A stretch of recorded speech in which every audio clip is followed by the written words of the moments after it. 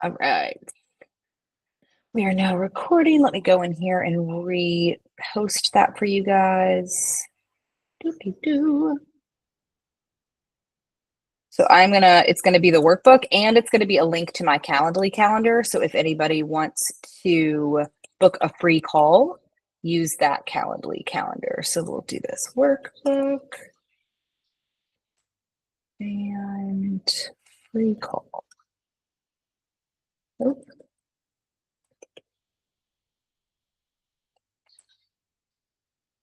All right. Daniela, did you see that come through?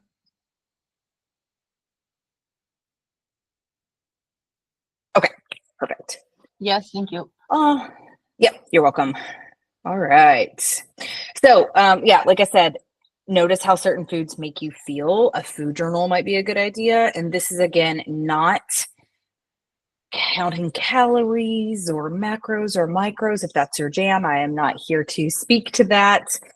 This is just a food journal that can be like, what did I eat today? And how do I feel? Okay, I feel a little bit sluggish after that meal. Okay, I feel kind of energized after that meal. Ooh, that kind of feel makes my tongue like just paying attention to it. Make a list of easy meals.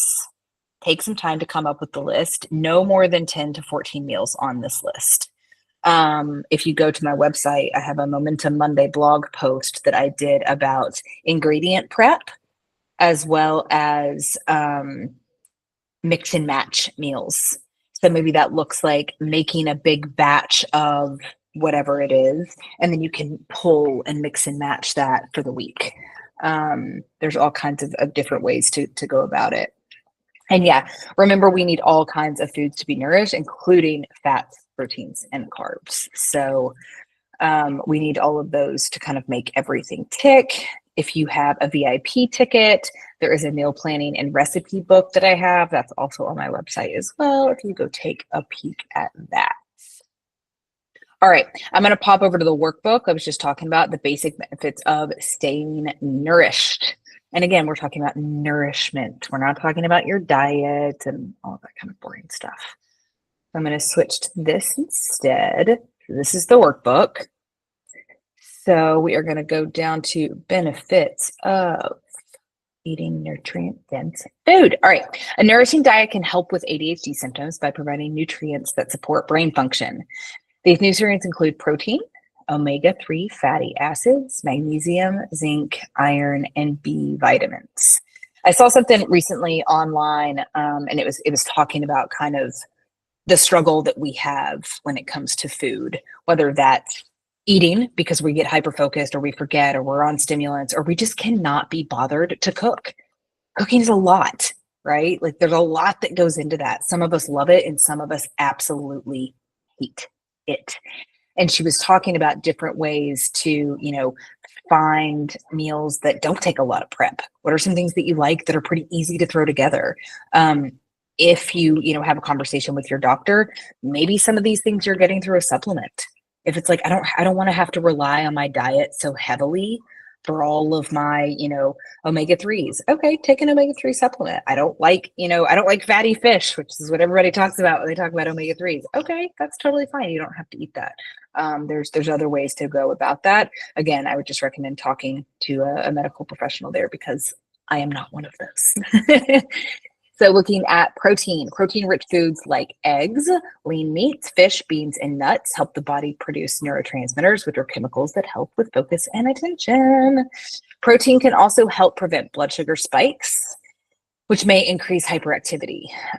So I really try, do not always succeed, but I always try to have a bit of protein or healthy fat with any kind of meal. So even if it's like some cottage cheese, like I said, a handful of nuts, I'll literally sometimes for lunch, because I cannot be bothered, I will heat up a can of beans and I'll throw in some onions and spices. Like it doesn't have to be gourmet all the time or any of the time. It can just really, like I said, a can of chickpeas with some nutritional yeast, salt, pepper, and garlic, sold, done, easy peasy. So don't overthink it. Omega-3 fatty acids can help reduce inflammation in the brain and the body. You can get omega-3s from foods like wild salmon, sardines, tuna, and walnuts. You can also take a fish oil supplement or flaxseed if you're vegan or vegetarian. Magnesium, zinc, and iron, these are also important for neurotransmitter function. Deficiencies in these nutrients may contribute to exacerbating our symptoms. So again, that's something that maybe you can have blood work done, see what that looks like for you. I recently had blood work done and they did not test for any of those. I was like, great. They were like, if you want those done, you have to do it extra. So that's something that I might consider just to know, right? It's one of those things where it's nice to know if I am low in iron. Okay, sweet. Let me take an iron supplement. If not, I'm not going to mess with it. Vitamin B6, that deficiency can cause irritability and fatigue. When I say that out loud, I'm like, ooh, I'm definitely deficient. That definitely makes sense. Adequate levels of vitamin B can increase dopamine levels in the brain, which can help with alertness. And vitamin C, the brain needs vitamin C to make neurotransmitters. So as you'll see, a lot of this has to do with our neurotransmitters. It can also have a lot to do, like I said, with our gut health. Fiber slows down the absorption of sugar from fruit. So whole fruits are better than fruit juices. Again, that goes back to my water situation. If you want to put a little bit of fruit juice in your water, do not freak out. It is totally fine. Trying to have a bit more fiber in all of our diets, I think is never a bad thing. And then within the worksheet within the workbook, you guys can go through this and just see kind of that reflection prompt. What's a quick ADHD friendly meal and snack you can prep ahead of time? Can you think of a few to add to your keep me fueled list? And this is something when you find something, maybe that looks like having, like I said, a menu on your phone in one of your reminder lists. I'm a big proponent of Google Calendar and the Reminders app and syncing the two. You will hear me talk about this a lot. Bea knows exactly what I'm talking about. But really, looking at, I made this really quick meal. It was delicious. It was easy. I like it for the moment. So I'm going to add it to the list. I know that all of us have probably been in that position too, where we find something that we really like and we could eat it every single day. And then all of a sudden we're like, nope, that meal is dead to me. I will never eat it again. So that's fine as well, right? Keeping that in mind, that will happen. Try not to get too frustrated about that and just keep that list kind of going so that, because a lot of times what happens is we do get overwhelmed. It's after a long day, whatever, we get home, we're like, I don't know what to make. I can't be bothered. I'm just going to grab a takeout. Whereas if you have a list and you have something to kind of choose from, like I said, literally having on the list, can of tuna. Oh yeah, I literally forget tuna exists. I forget that it exists in a can. I forget how easy it is to throw some tuna with a little bit of Greek yogurt and some spices and maybe chop up a veggie if I have one or two. Like, I forget that is a thing. Yeah, Bea, what's up? Well, first of all, I wanted to share that I left my house and I'm taking a walk because when you said that you mentioned the sunlight, I was like, oh well, something I haven't seen for a while. So just wanted to share that with you. And about the Nice. food, I started this thing, and unfortunately, I cannot show you in my house, but it's working out really well. Where I put like on my fridge, I put post-its, and each post-it has it's basically a list of what I have in my fridge at that time. So I'll have like tuna, I have like an avocado, etc. And when they have expiry dates, because that's a thing I struggle with, remembering that I have Mm-hmm. stuff and not making it expire, I put the expiry date. So I have like my fridge filled with post-its, and which basically shows what's inside and when it's expiring, and they are in the order. And I'll probably will stop doing this in a while, but right now I find it amazing. I'm like, oh shit, I have to eat, and I'm like, okay, this is what I have, and yeah, makes it working pretty well. So yeah, I Nice. wanted to share that. Yes. I love that. I've got clients that do the post-it trick, and then I've got ones that also they have like a magnetic whiteboard on their fridge as well. So that's kind of a way to switch it up when the post-its get boring and you don't feel like messing with that anymore. You can switch it to a whiteboard situation, like keeping it a little bit fresh, even if it's the same mechanism and it's the same kind of tool. Switching it up can be really beneficial for our brains to be like, ooh, something new and shiny, a whiteboard. Oh, were you saying something? Okay, no, you went back on mute. Okay, so, okay, cool. All right. Does anybody have any thoughts, questions, anything to add on the nutrition side of things? All right, we will go back over to our slides. I think somehow we focus on nutrition, but it's not nutrition, it's habits.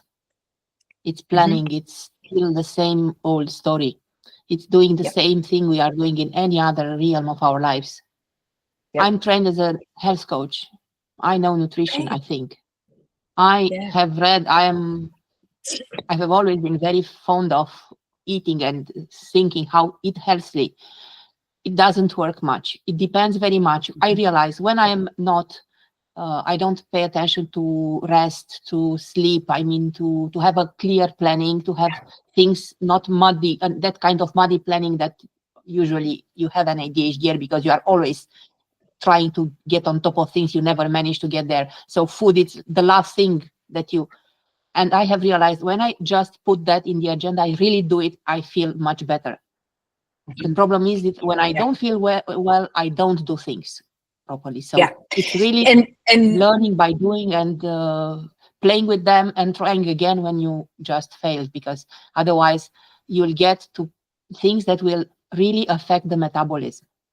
I have been studying that a lot. I have, because of that, I've trained in emotional eating. Okay. And I could see how all these play with the additional layer of ADHD. Yeah, definitely. Emotional eating's a big thing for us. And that's kind of what bringing awareness to this is good for, because really looking at not what can you do on your best day when everything is just clicking and going and we're feeling good. It's what can you do on your worst days, when you're not feeling great, when you're tired, when you are overwhelmed, when you're overstimulated, when you're XYZ.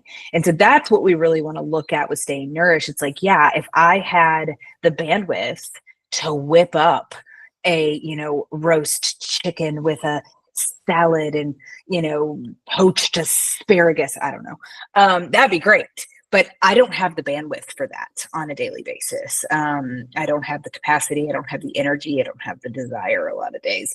So I want to look at, what are some things I can have in my toolbox that are easily accessible and that are not going to make me feel like shit? That is kind of what these workshops are aimed at, not the 100% days, but like the 20% days, and expecting the fact that there will be days that I have a package of ramen for dinner, and it is what it is. And you know what? I love a package of ramen. I don't even care. Right. And I don't want that to be an everyday thing for multiple reasons, but knowing that it will happen once, maybe twice a month, hell yeah, I'm here for it. And I'm not going to beat myself up about it. I'm not going to cause a big, oh gosh, you're having ramen, this is terrible. No, we're going to eat the ramen. We're going to enjoy every slurpy bite of it, and we're going to move on. And tomorrow's a new day, and I can nourish myself with something different tomorrow. So having a bit of that grace around these things as well.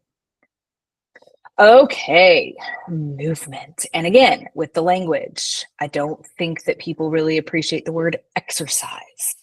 Like exercise is a bit of a 4-letter word. So I lean more into movement. So movement can help trigger dopamine and other neurotransmitters, helping with mood improvement and stability. Movement helps us get out of our heads and into our bodies. And I think that is one of the biggest takeaways with movement.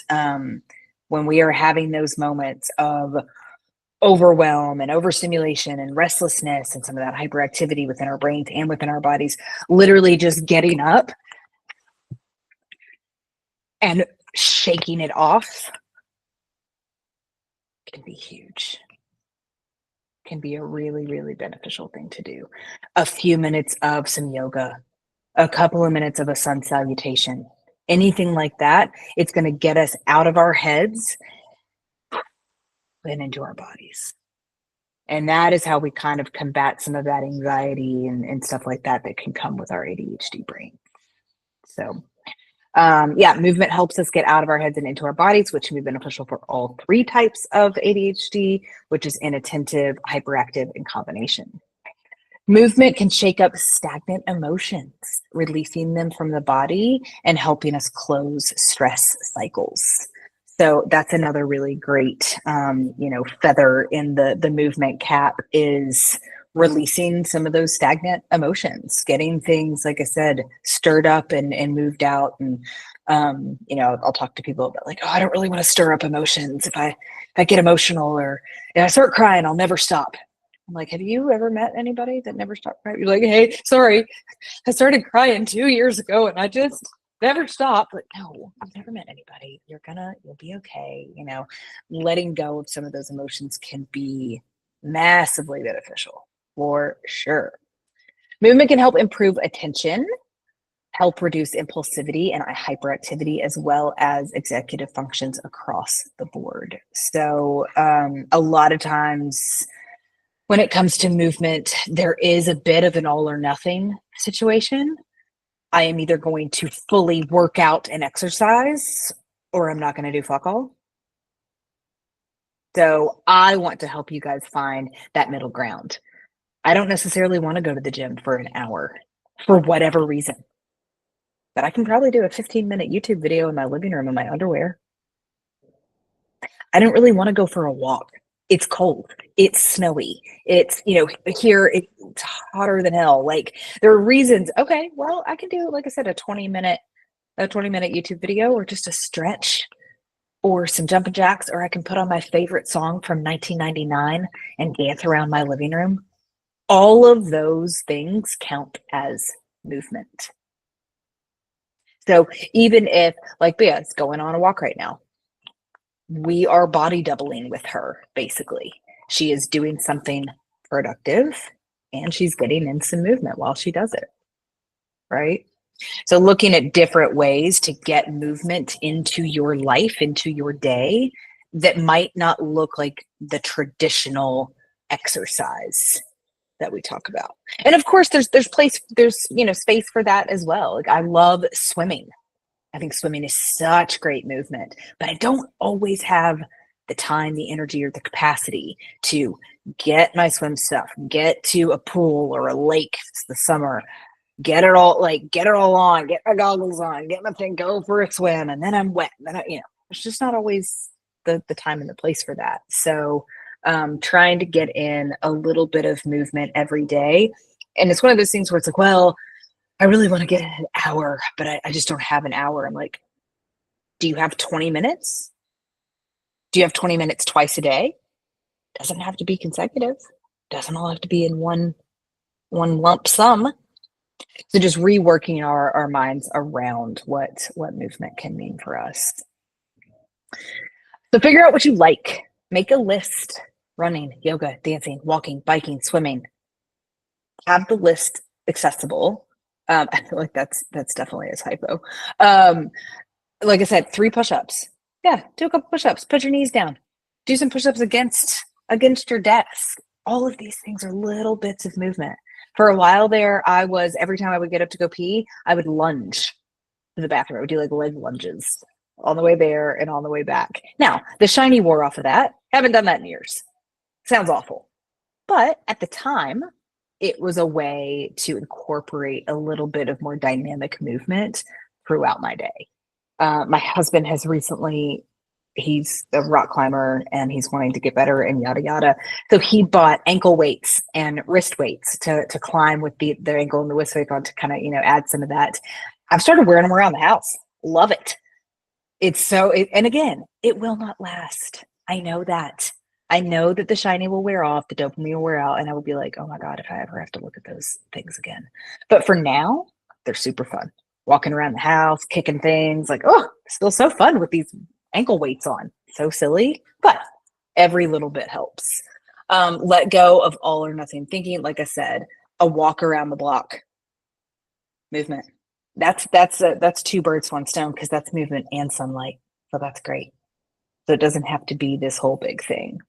Like I said before, this is not about exercising to lose weight. That is a bit of a different conversation. This is about helping boost your mental state and clarity. And moving your body does that. So Basic benefits of movement. For ADHDers, moving our bodies regularly can significantly improve focus, attention, mood regulation, self-esteem, and overall cognitive function by boosting the production of neurotransmitters like dopamine and norepinephrine, which are crucial for brain function and often impacted by ADHD symptoms. Essentially, exercise can help manage core ADHD symptoms like distractibility and impulsivity by enhancing executive functioning.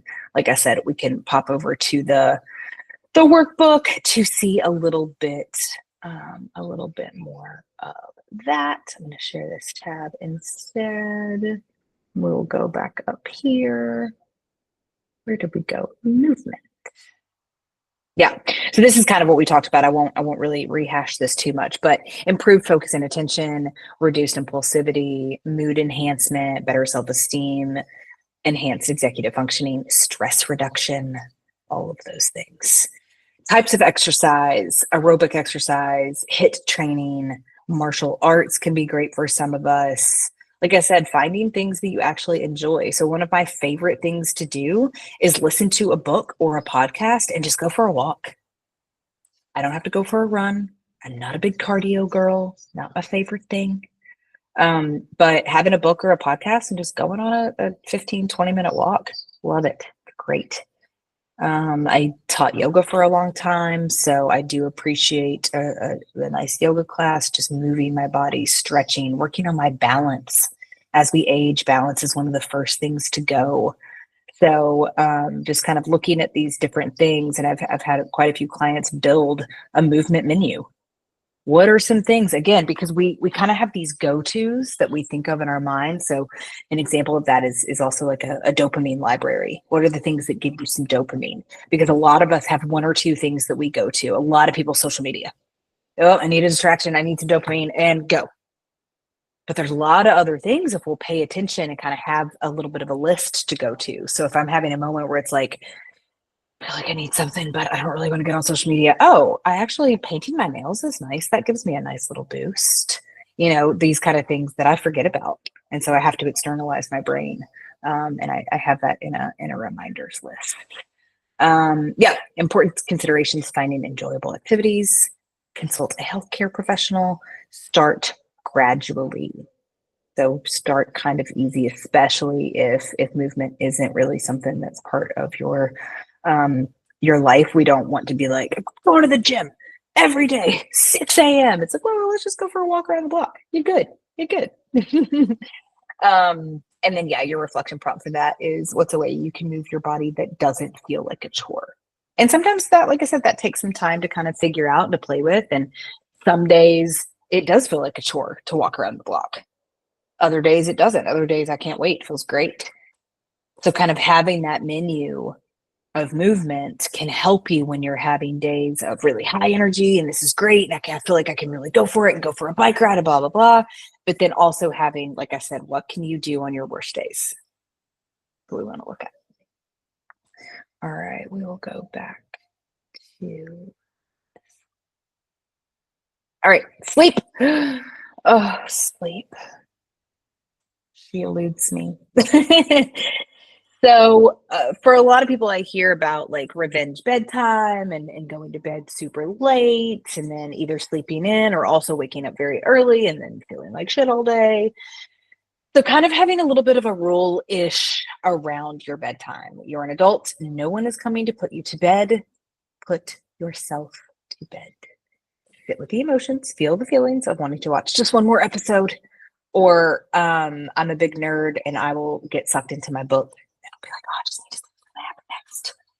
And it's like, dude, you've got to go to sleep. It's late. Like the book will be there. The book is not going anywhere. Same thing with Netflix. Same thing with whatever it is that sucks you in. It will be there tomorrow, right? Sleep allows your body to reset and recover, which is important for everyone, but especially for ADHDers. And I don't know if Alchemist identifies as male or female, but as I know that Daniela and Bea, we're women, we need more sleep. We just do. We just need more sleep. And so a lot of times people have this whole like, oh, I can get by with 6-7 hours. I'm like, yeah, just because you can doesn't mean that you should. We need some sleep. We need to rest. We need to recover. I sleep probably a lot longer than that because I have a hard time sleeping through the night. I do not have a problem falling asleep, but about 3:30, I am up. And it takes a minute to fall back asleep. And so I need to sleep in a little bit later because I've been up for 2 hours in the middle of the night, at least. So kind of looking at those different things, what works, what doesn't work. I don't think that melatonin is easily accessible in the UK. I every once in a while take a little bit of that to help, but I don't want to take it every night. I don't want to become reliant on things. Reading my book at night really helps kind of put me to sleep when I don't get super sucked in. If I can listen to a sleep story, that always helps. This will kind of go into a little bit of what we'll talk about in a minute with sunlight, but light gazing. So getting daylight and evening light into your eyeballs as soon as you wake up and as soon as the sun is setting can help reset your circadian rhythm. Again, none of these things is going to be a magic bullet. So like waking up and getting sunlight in your eyes is not going to fix all the things, but it can help. It can help set that circadian rhythm. So, you wake up, even if you just go and stand outside while you drink your cup of tea, right? It doesn't have to be a big whole thing. Yeah, if you can get up and go for a walk and get some sunlight into your eyes, sweet. That's great. Again, that's two birds, one stone. You're getting some sunlight and some movement. But again, we got to do what we can do, and it's not always possible to do all the things all the time. And that's important to remember. So getting some of that sunlight in your eyes within, 30 minutes of waking up. And that doesn't mean sunrise. You don't have to be up with the sun. Not what we're talking about here. I mean, if that works for you, great. I'm envious. But just as you wake up within 30 minutes, getting some sunlight into your eyeballs so that your brain is like, oh, it's morning. It's time to wake up. Let's start, getting our day ready. And then the same thing, which I know that's tricky, of that kind of dusk sunset sun when you're in, Belgium or Germany or the UK, and the sun is going down at 3:30 in the afternoon in winter.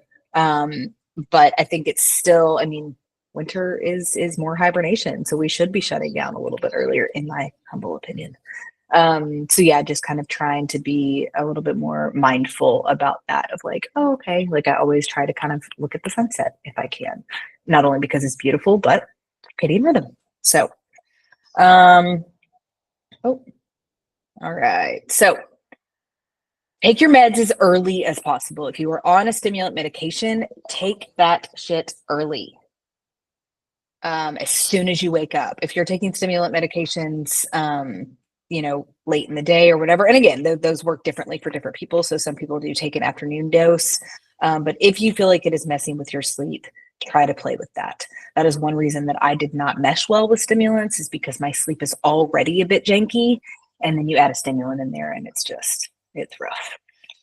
Getting in some movement at some point can also make you sleep better at night. If you're getting in a bit of vigorous movement, that can just make you tired. Like it can help actually just wear you out, which is sometimes really beneficial for me. I love those days when I do a big rock climb, or I go on a big bicycle ride or whatever it is. And I can tell like, whew, I am just tired and I sleep so well. Yoga Nidra. Yoga Nidra is one of my favorite things. It is yogic sleep. So you get all comfy and cozy in your Yoga Nidra nest. And it basically, you walk through a body scan. So I have a girl that I really like on YouTube, and I always listen to hers, and she'll just start kind of at the top and bring all of your awareness to, the tip of your nose. Bring all of your awareness to the tip of your tongue. You'll kind of work your way down. It's a really good way of, she describes it as like shutting all the windows on your browser and just shutting everything down. I really love a Yoga Nidra in the middle of the day.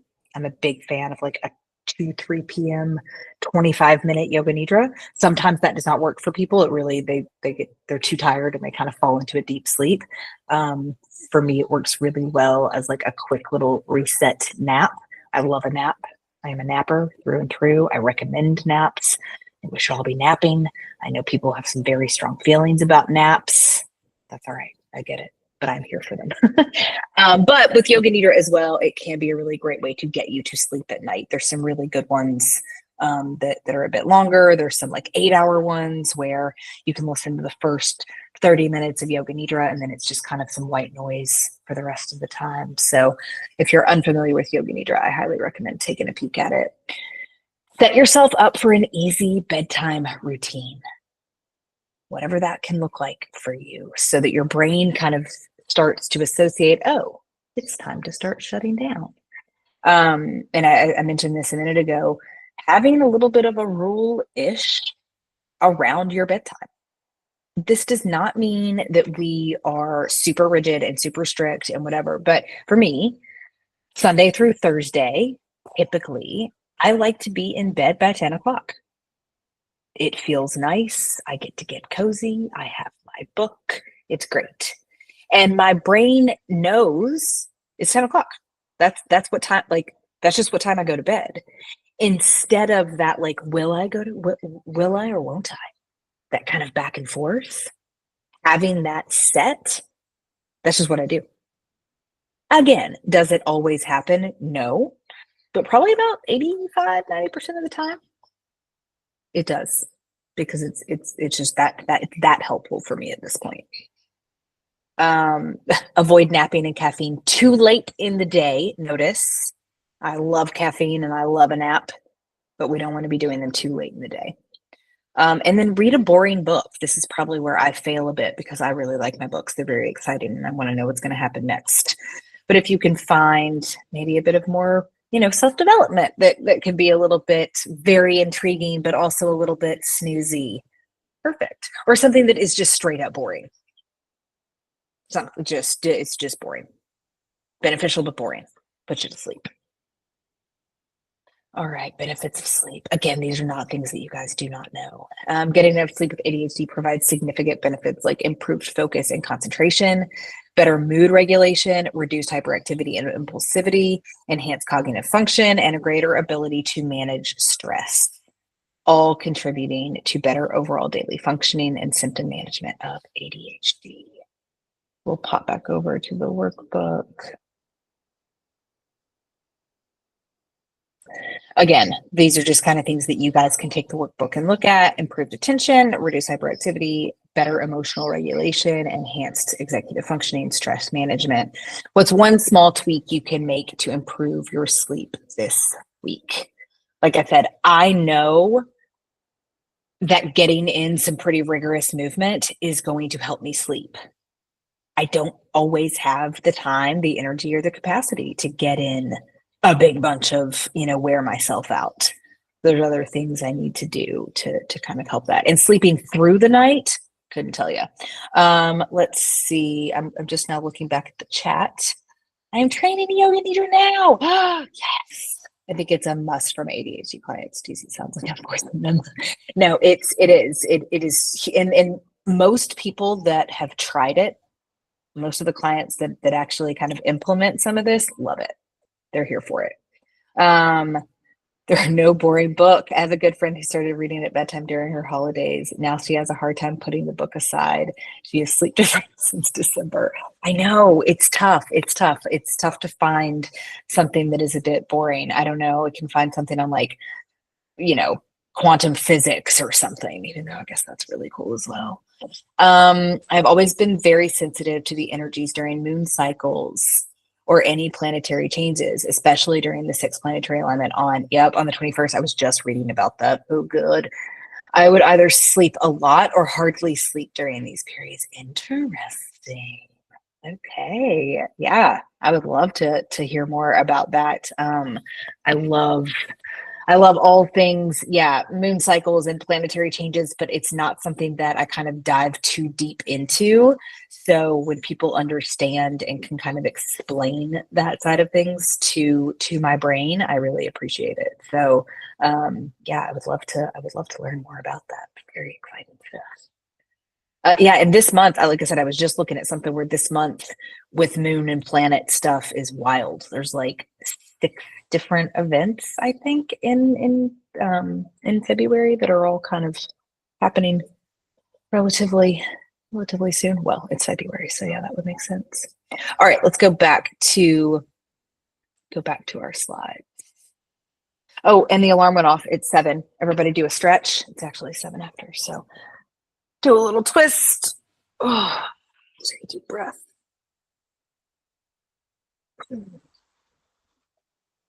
Take a drink of water.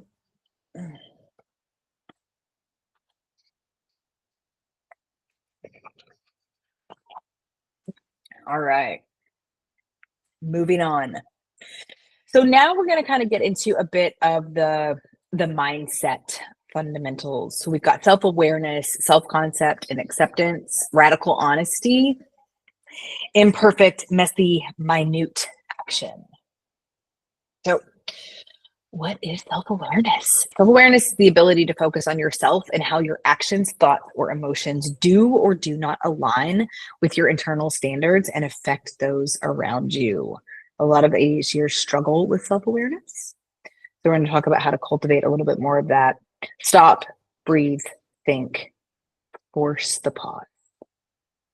Pay attention to how your brain works and the thoughts you're having or the actions you're taking or not taking. The magic is in noticing the reoccurring patterns. What keeps derailing you? And where do you have control to change some of those things? And what does that look like? Oh, I'm always running late because I keep losing my keys. Okay. Can we put a key hook by the door and have a Post-it on the door that says keys on hook? It's these kinds of little things that seem very, elementary and basic.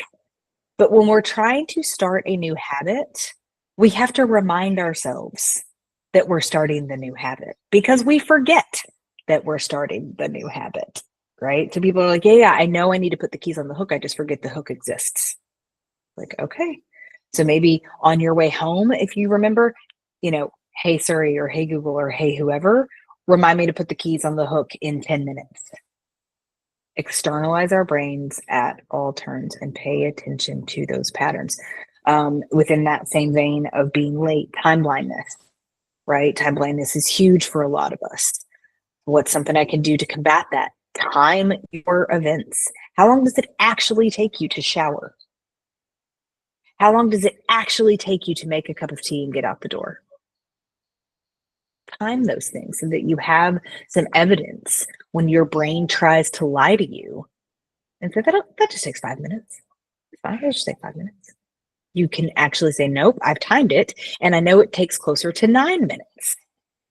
And all of those little things start to add up, right? So having the self-awareness of where am I responsible here? And where can I start implementing some change? And the implementation is the big part. That's the part that we all kind of stumble on. We know all this shit. This is not new information. It's the implementation. And that goes back to really small actions. And it's going to feel boring getting the, keys on the hook, keys on the hook, keys on the hook. Yeah, okay. Been a couple of weeks and feeling pretty good about the keys on the hook. Now I can add something else. And we can start making these layers of change.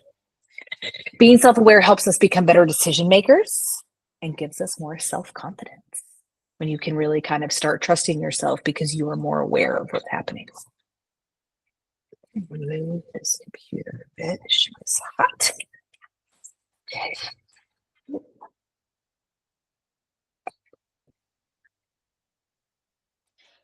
Self-concept and self-acceptance. What is self-concept? So self-concept is a collection of beliefs about yourself. Self-acceptance is the acceptance of all of your attributes, the ones that you deem positive and the ones that you deem not so positive. So really looking at what kind of person do you want to be? Leaning into curiosity over judgment. So when you are, reaching for your phone, I'll use myself as an example. When I am reaching for my phone and mindlessly opening Instagram, I will have a conversation with myself and be like, what is this for? Are you needing some dopamine? Are you avoiding something? What are you avoiding?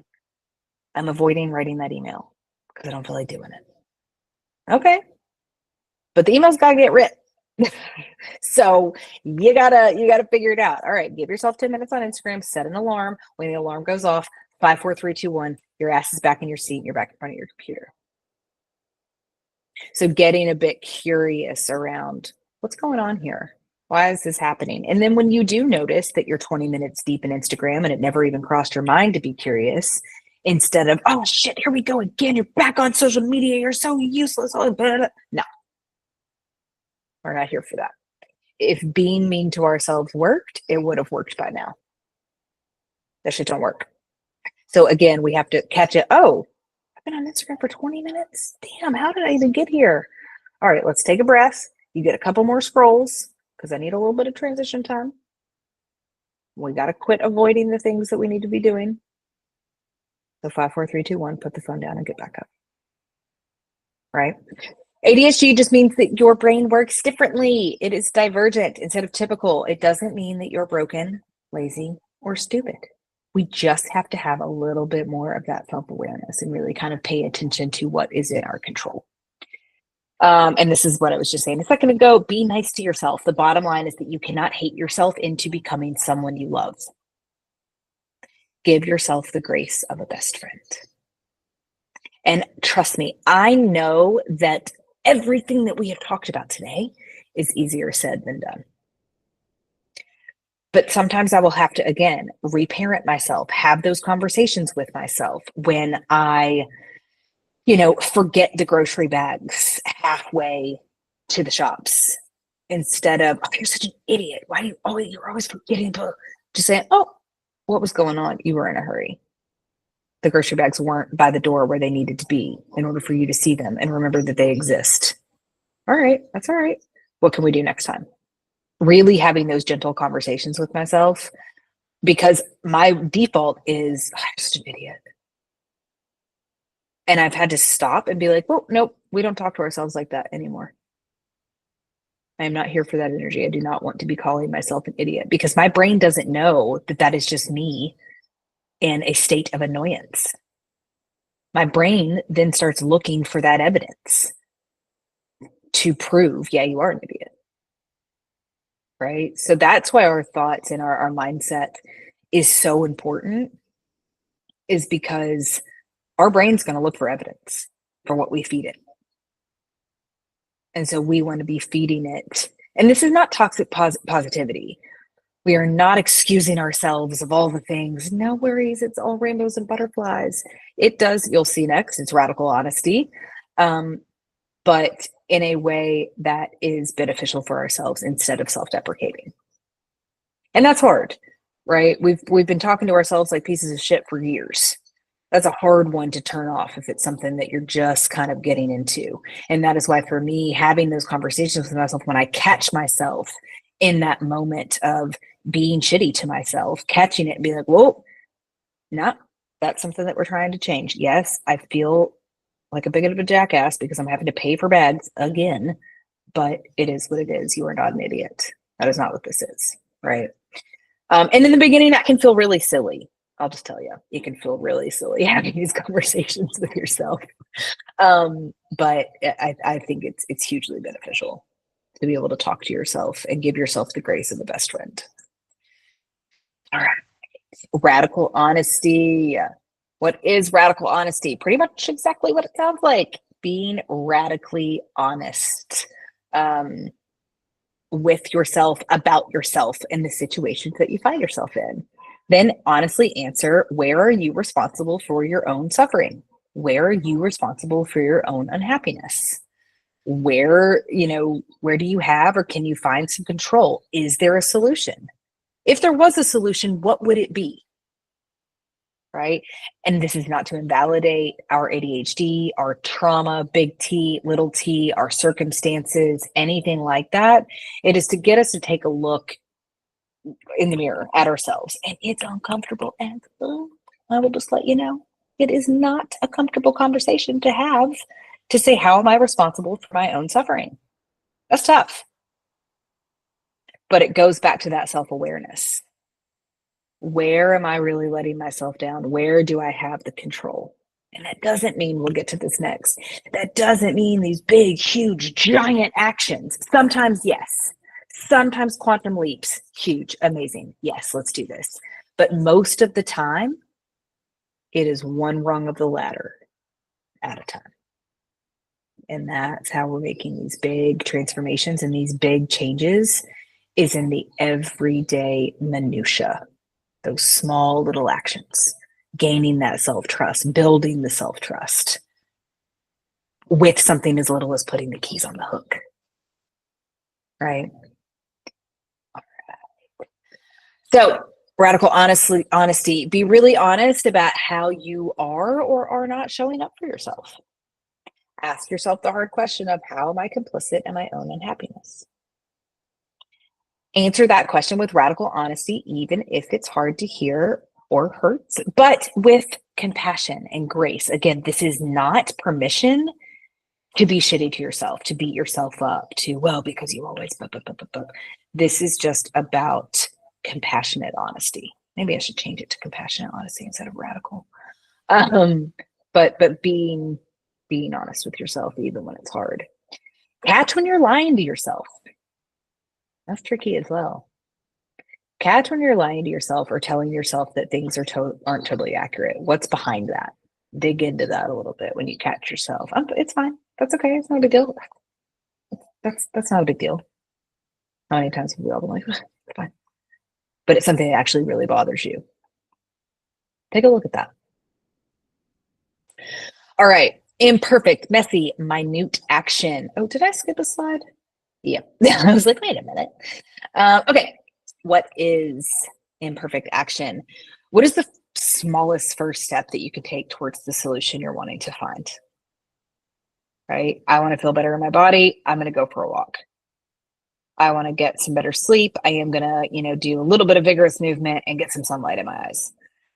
I want to try to feel a little bit better with my brain fog. I need to make sure I'm drinking, at least 1 liter of water a day. All right. Done is better than perfect. Say it again. For the people in the back, done is better than perfect. So in most cases, there is no perfect. And I know our brains have like, no, but I have a perfect vision. A lot of times that will keep us stuck. And this is going to look different for everybody. So I have a client and she moved into her apartment and it's beautiful and lovely and she loves it. And she's got this bookshelf and she found all of these Pinterest pins of like these beautifully curated bookshelves. And so she has this perfect vision of what this bookshelf should and will and is going to look like. But because she doesn't have the executive functioning or the capacity or the energy at the moment to do what needs to be done to make this bookshelf look like Pinterest, it hasn't been touched in 2 years. The books are still sitting outside of the bookshelf. The things, the knickknacks and this and that she wants to put in the bookshelf, sitting somewhere else. They're just collecting dust. Where it's like, hey, babe, just put some books on the bookshelf. You can curate it as you go. But those stacks of books sitting by the bookshelf are driving you crazy. Every time you look over there, you beat yourself up. So start taking really small steps. It doesn't have to be perfect from the get-go. You can tweak things, you can change things, things can be messy. And I know that that's easier said than done, for sure. I've definitely struggled with that with the newsletter that I send out every week. When I first decided to do that, it really was like, oh, but I don't know exactly what to say and exactly how to say it. And what if people unsubscribe? And it's like, well, dude, you're not doing anything with the people that are on your list anyway. So who gives a shit if they unsubscribe? You're basically at zero right now anyway, because you're not, giving anything to this community. You're not giving anything to this audience. So what difference does it make? Put it on an email, see if people like it. If they don't like it, they will unsubscribe. It will happen. That is part of this process. But putting things out there that can help people, you're going to reach somebody. And so that's really what I kind of had to do, was just type it up, close my eyes, hit send, see what happens. And it was uncomfortable and it was scary. But it was worth it. Now I love it. It's great. It's one of my favorite things is that newsletter. So yeah. Imperfect, messy action. Let go of all or nothing mentality and perfectionism. How is all or nothing perfectionism serving you? Are you using it as a crutch, as an excuse? And that's not to say you have to lower the bar and, produce shitty work or subpar work or anything like that. We're not talking about that. We're just talking about the pressure. And a lot of times that pressure will lead us to not get started at all, to not do the thing that we know we want to do. So that's really what we're looking at here. And people struggle with this on a spectrum, just like everything else. Some people really don't have a problem with this, and some people really struggle with it, and it really holds them back. So just take a peek there. Start small to help squash the overwhelm. What is the smallest first step that you can take? Take a look at that.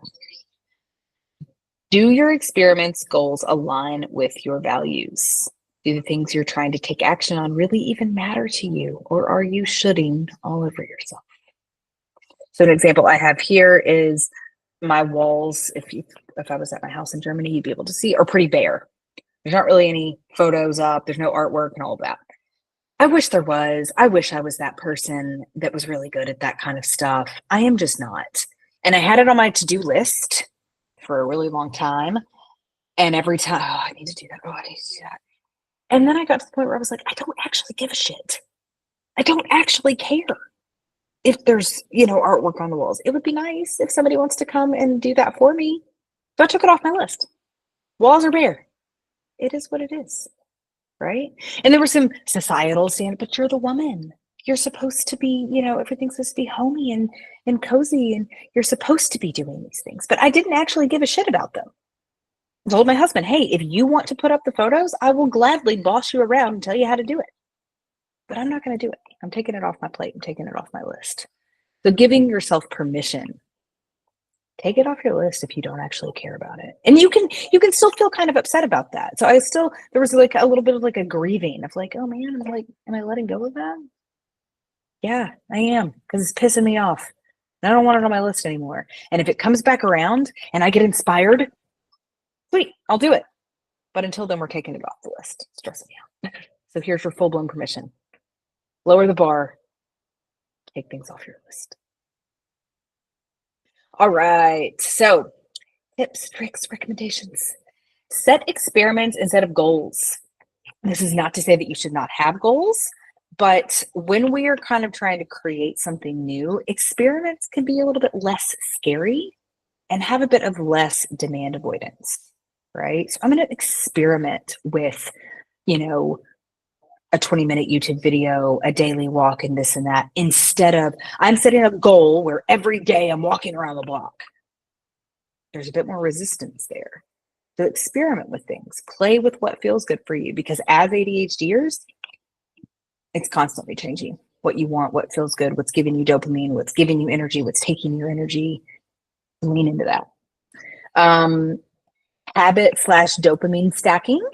So we've talked about the habit stacking of drink a glass of water every morning before you have your coffee, or dopamine stacking of do a little bit of scrolling and then unload the dishwasher and then a little bit more scrolling if you need to. So kind of stack your dopamine, something that gives you dopamine with something that does not give you dopamine. So for me, that is, I will listen to my audiobook as I'm doing chores around the house. And it's pretty much the only way I can get shit done.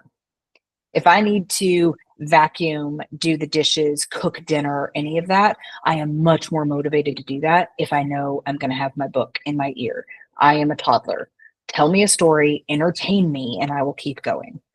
Otherwise, I have a hard time with that task initiation, for sure.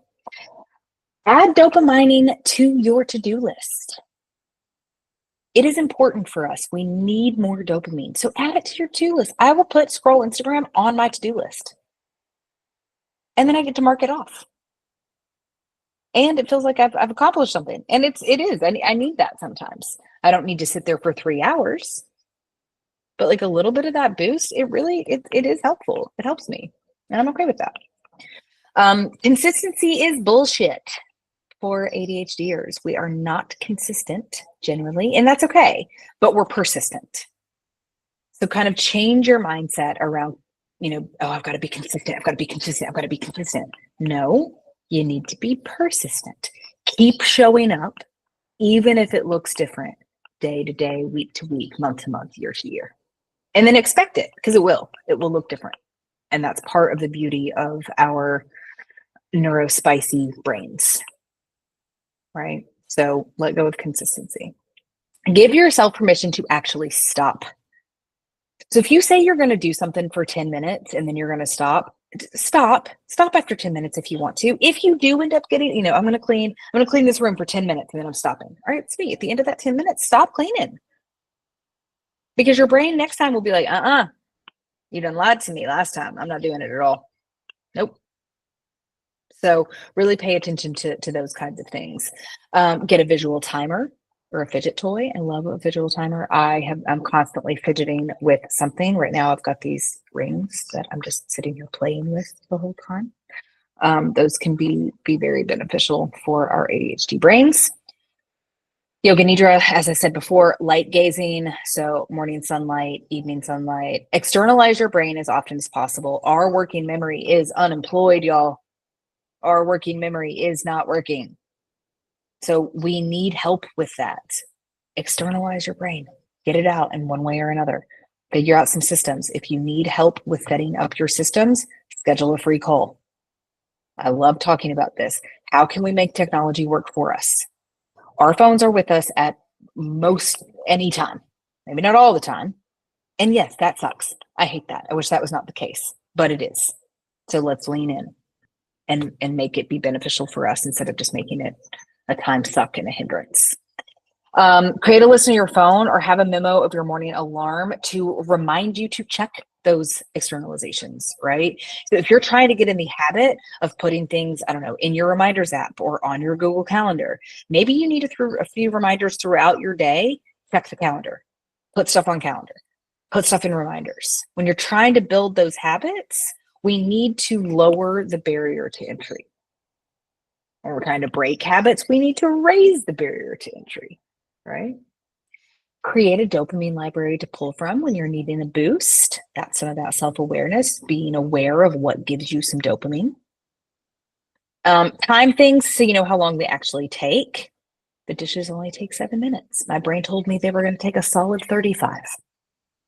We talked about that a little bit in the beginning with that time blindness. All right, some book recommendations. Driven to Distraction and/or ADHD 2.0, Ed Hallowell and John Reddy. Scattered Minds, Gabor Mate, Taking Charge of Adult ADHD, Russell Barkley. Atomic Habits is one of my favorite books. It is not neurodivergent specific, so it is not, geared specifically towards ADHDers. So some of the stuff he talks about is a bit more neurotypical, but it is a great book. Love, love, love it. Highly recommend. Burnout, Emily Nagoski. That one is really great. Again, I don't think it is ADHD specific, but it really talks about burnout specifically for women and how that shows up for us, how that manifests for us. That she talks about, they talk about closing those stress cycles and all that kind of stuff. The 4 Agreements is a really great mindset book. I love the 4 Agreements as just kind of some principles of walking through life. I cannot tell you how many times, honestly, on a daily basis, that I have to remind myself the 4 Agreements are: don't take anything personally, don't make assumptions, always do your best, and be impeccable with your word. So if you have not read the 4 Agreements, it's short, it's quick, it's easy, it's great. And then another great one is How to Keep House While Drowning. That one is specifically neurodivergent ADHD. Casey Davis is great. And I really love that book. So yeah, now what? Reach out for support, friends, family, professional, educate yourself and be your own advocate. And of course, schedule a free chat with yours truly. I have, one-on-one sessions available, and that looks like an 8-week container where we meet once a week for 8 weeks. Sometimes people finish that in 8 weeks. Sometimes it's closer to 3 months. It's, whatever. And then I also in March have my group program, ADHD Academy, is starting back up. And that is just a small group of fellow ADHDers. We have an ADHD roadmap that we walk through. It is a beautiful, safe space for connection and knowledge and understanding and support. And Those groups are some of my favorite things. So I love them. Yeah, that is about it. We're 2 minutes over. Oh my gosh, I can't believe it. I'll go back and look at these chats really quickly, but if anybody has anything to say, please unmute yourself. Say it. Yeah, the energies are crazy. Poignant, precise mindfulness, and stay at the present moment would help. Practice mindfulness. Yes. I also tell myself I have to put the keys on the hook or the glasses on the nightstand. Yep. Sometimes I just need a hug, not IG, right? Sometimes a hug is huge. When I spot a friend being unkind to themselves, I tell them, I cannot allow you to talk. I do the same thing. When my friends do that, I'm like, hey, that's my friend you're talking about. Don't talk about my friend like that. Letting go is a masterclass on its own, indeed. Hypersomnia, should do a TED Talk on this. Good old TED Talks. Please do not recommend Gabor Mate. Okay, you're not a fan. The 5th is much more specific to ADHD. I like Gabor, but yeah, I definitely see your point if you're not a fan there. Be critical, but learn to listen. Thank you so much. It was great. Oh, but yeah, I had to jump off. For the amazing work through and sharing, Leah. It is inspiring. Thank you for showing up, Alchemist. It was so lovely to have you here. Like I said, I would love to hear more about all the things that you do and where your zone of genius lies and all of that kind of stuff. So yeah, if anybody has any questions or any thoughts, please feel free to shoot me an email. Like I said, grab a spot on my calendar and we can have some one-on-one time. But if that's it, then I'll let everybody enjoy the rest of their Sunday, their cozy Sunday fun day. Thanks a lot, Leah. It was really very, very helpful, and really I will try to share as much as I can from your content, because it looks like very pertinent and helpful for all the people I know who come to me for this kind of information, and I'm happy to share. Yes, please do. Thank you so much. I appreciate that. I'm trying to run at least 1 or 2 workshops a month on Eventbrite. So my February one will be all about communication and relationships. So how we kind of struggle there, what are some things that we can do to, have stronger connections, feel better about communication, not only within romantic relationships, but professional relationships, family dynamics, all of that kind of stuff. So be on the lookout for that. And yeah, join or send it out. And you all should both be on my mailing list now. So you'll get my Momentum Monday on a Sunday emails. But yeah, like I said, jump on a one-on-one. I'd love to get to know you guys better. Thank you so much for being here. I really appreciate it. Thanks, friends. Bye. See you guys. Have a good day. Really great lunchtime moment. Thank you. Oh, yay. Thank you. Yeah, thank you guys again. Have a good day. See ya.